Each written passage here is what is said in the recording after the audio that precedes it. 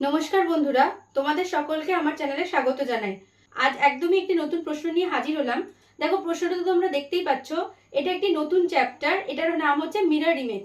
দেখো, তোমাদেরকে বার করতে হবে যে ওয়ার্ডটা আমাদেরকে একটা লেখা রয়েছে, এইটা কিভাবে মিরর ইমেজ, এই বরাবর যদি একটা আয়না থাকে বা মিরর থাকে, তাহলে এই বরাবর মানে এখানে আয়নাতে এই ছবিটার কেমন প্রতিবিম্ব তৈরি হবে সেটা তোমাদেরকে বার করতে হবে।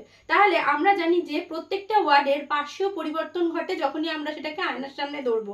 তাহলে যদি 2কে আমরা পার্শ্বীয় পরিবর্তন করে লিখি আয়নাতে, তাহলে সেটা কিরকম হয়ে যাবে? আমরা লেখার সময় যদি এরকম লিখি, আয়নাতে সেটা আমরা কিরকম দেখবো? এরকম দেখবো।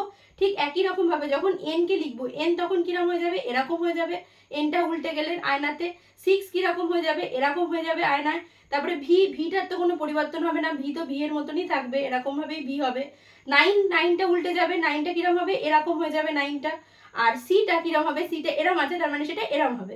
এই বরাবর আমাদের এরকম ভাবে মিরর ইমেজে চেঞ্জ হয়ে যাবে। তাহলে এই ছবিটাকে যদি আমরা আয়নায় দেখি, তাহলে আমরা এরম ভাবে দেখবো। তাহলে এইটা কোন অপশনের সাথে মিলে? দেখো, এইটা তো মিলবে না, এটা উল্টো করে দেওয়া।